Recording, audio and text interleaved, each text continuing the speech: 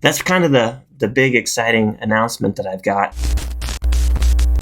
Hey, Sean Mathis here. I am the founder of Miles Through Time Automotive Museum.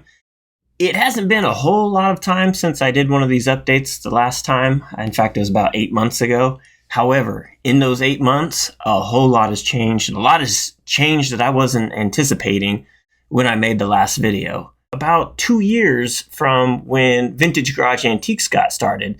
And Vintage Garage Antiques, if you don't know, it is actually a separate antique business that is associated with Miles Through Time, but all the different vendors there actually help support the museum. And so it's kind of a neat, giant gift shop kind of concept for the museum, and it gives people another opportunity to just experience more things beyond the museum. But my main focus is obviously going to be the museum, but 2 years of Vintage Garage Antiques has been pretty neat. We've had some really good success with that.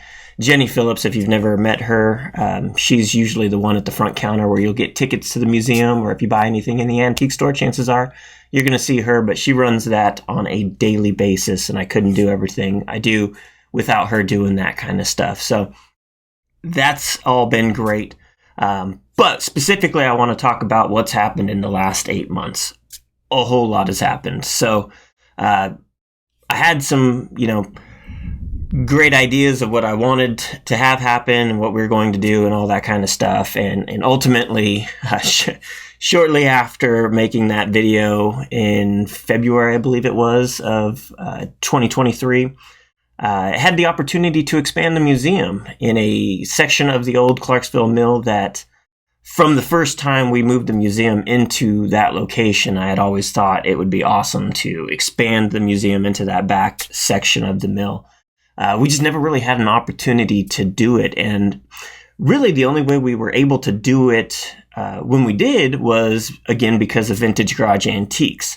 And the museum couldn't absorb the extra expense of renting more space solely by itself. The only revenue the museum generates is from admission and donations. So it's not a lot, especially when you consider how much it costs to rent the facility. So that is where Vintage Garage Antiques really steps in. So in order to expand the museum, which ended up being an additional 13,000 square feet, we also expanded Vintage Garage Antiques, which relocated the museum exit door back into the antiques. It changed a whole bunch of stuff. And I mean, all this, it happened really quick as far as just, jumping on the ball and being able to just do this. And really all we did was cut open a new hole, popped it into Gallery 4, adjusted lights and paint, and there was bolts on the concrete floor. We had to cut all those off, and a lot of this was just done by help. I mean, just people donating their time and resources to help us get it done. And it took a month, maybe. And the room was completely, like right now, Gallery 4 is completely full. I think the last I counted, we have 37 cars in that gallery, which has bumped the overall number of cars on display up to about 100 full-size vehicles. But what's neat about this Gallery 4 is it took Miles Through Time to a whole nother level. This expansion actually added a full-blown library, which we now have almost completely stocked, again, with many donated magazines and books and automotive literature in general. And we also now have a conference room. And the conference room was kind of a neat aspect that it was just a room, and we were trying to figure out how we could utilize this thing and benefit people coming in. And we wound up getting a super nice conference table and chairs and all that kind of stuff donated to us. And so that's available in that room, and we have a TV mounted on the wall that people can use. And that's all super neat. And then another big improvement to the museum, I would say, is the museum now has a restroom within the museum. So before, if you were in the museum and you all of a sudden needed to go to the bathroom, you had to exit the museum and go use one of the restrooms that are in Vintage Garage Antiques. Not super far away, not super inconvenient, but it is something you had to then go back into the museum. And now it's if you need to use the restroom, there's one inside the museum, which is kind of just a neat aspect. But one of the coolest things was the ability to utilize one of the old loading docks This opened up a whole bunch of opportunities for us as far as being able to move vehicles in and out of the museum. Pretty much the easiest we've ever been able to do since day one.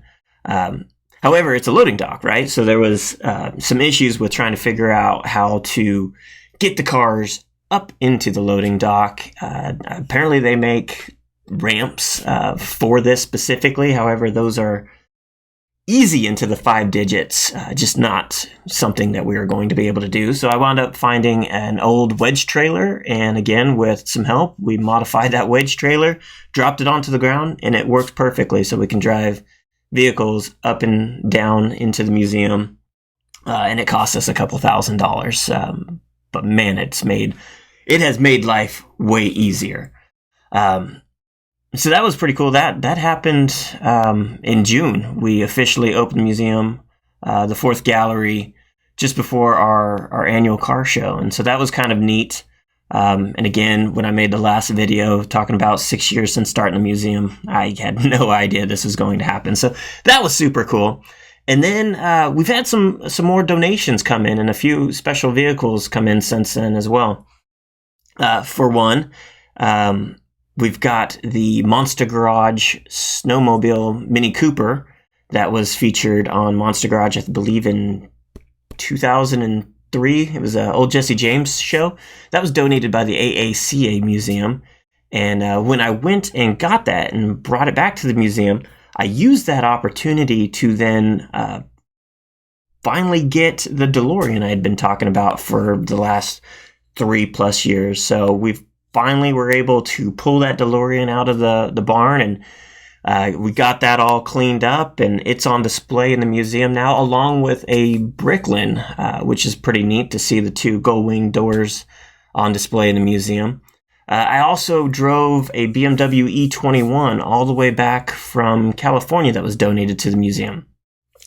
To be fair, I made it to Arizona, Phoenix, Arizona, I believe, and then the car broke down 3 times, and so I wound up trailering it back the rest of the way. But that was kind of a neat journey to be able to visit some other car museums, including Jay Leno's garage, and drive another vehicle to add to the museum.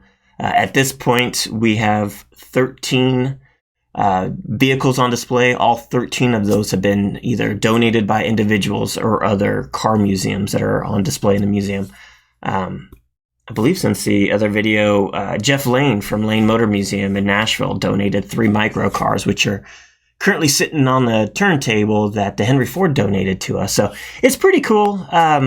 You know, a lot of people don't really understand the dynamics of Miles to Time until they get in there and they watch a video like this, or talk to me or one of the other docents or something like that, and discover that, you know, there's no wealthy benefactor behind this museum. What you see in there is a culmination of people just wanting to be a part of it in one way or another, whether it's, you know, loaning a vehicle of theirs, or donating, or historic memorabilia, all that kind of stuff, or just telling people about it. Just say, hey, this is a place that you need to go. And it's pretty cool. It's gone from, you know, the one car I started it with that I inherited, a 1959 Cadillac Coupe de Ville, up to, we've got 100 cars on display now, ranging from 1910 Model T all the way up to a 22 GT500, and literally just all kinds of stuff in between.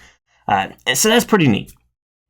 Which brings me to kind of the announcement that was the whole point of this video, aside from the fact that a whole lot has changed since the last video. So we've expanded 3 times now in 3 years in the current location. My ultimate goal for creating Miles Through Time Automotive Museum was for it to outlast me. It is a 501c3 nonprofit, and the last thing I want to do is create something that's got an expiration date. And that means if I go away, what happens to the museum? If the museum goes away, I feel like it's kind of a waste of doing all of this. So with that being said, my goal is for the museum to be able to have its own facility. Up until this point, we've been renting space the entire time, and with rent comes the risk of not having a place to be. And at this point, The museum is over 30,000 square feet, and Vintage Garage Antiques is another almost 20,000 square feet. So we take up a pretty large footprint. So it's not going to be easy by any means, especially, again, since there's no wealthy benefactor behind the museum. But the ultimate goal of Miles Through Time will be to have its own facility in the near future. That way, there is no risk of a landlord pulling out the rent from us or raising it to an amount we can't handle. And it'll also give us the opportunity to really build out the museum as to the full potential we possibly can, with the intention of it, again, being around for many, many, many decades. And it's all because of people wanting to be a part of it and making it happen. So that is kind of the long-term goal of Miles Through Time, to be able to do that. How we get to that point, I'm still working out the details, but that is the goal, just so everybody knows that as Miles Through Time will not be expanding again in the current location, our next big move is going to be so that the museum has its own facility. Now, that wasn't the big announcement. That is just a goal of so that you know where we're going and direction of the museum. What I'm currently working on is actually a TV show. We are working on providing a show, or selling a show, I should say, that's going to feature the cars coming in and out of the museum and the stories of the cars, along with the kind of the, not necessarily the day-to-day, but kind of how the museum has gotten to where it is and where we're going. So again, back to, the museum potentially getting its own location in the near future. We want to document all that and have that be a part of a show where people can see all that kind of stuff. And the stories that are behind the cars as they come in and out of the museum are oftentimes super fascinating.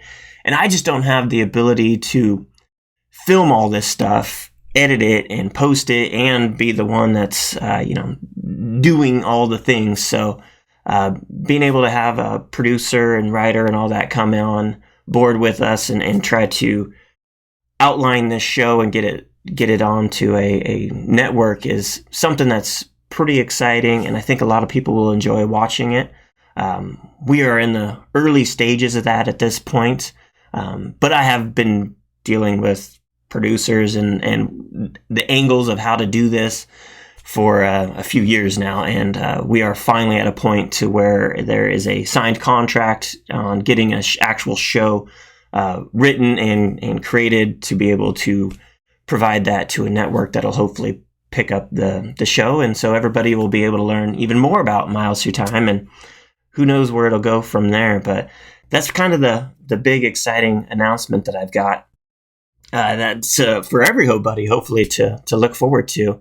And then aside from that, I've got a few other potential vehicles being donated to the museum. Again, it's hard to say what's actually going to be donated until it actually comes in, more so than loaned vehicles.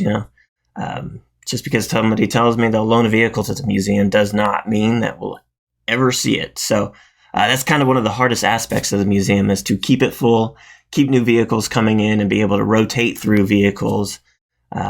It's very challenging when we don't have any extra storage and we don't really have a whole lot of vehicles of our own. It's dependent on people actually coming through with stuff. So we'll see what comes in next. In the last couple weeks, we've gotten a few cars that came in that had been in the works for a little bit, and they did finally come in, and they're pretty cool. So I definitely recommend coming in often and seeing what's new. We do have memberships available for the museum now, so that if you have the ability to visit frequently, you can go to milesthroughtime.com and get a membership so you can come in as often as you like. Definitely follow us on social media. You can follow me personally on social media if you wanted to see kind of the behind the scenes kind of stuff that's going on as well. I try to share as much as I can. But that's it for now. If you got any questions, definitely feel free to ask. I'm always available, and I hope to see you at Miles Through Time.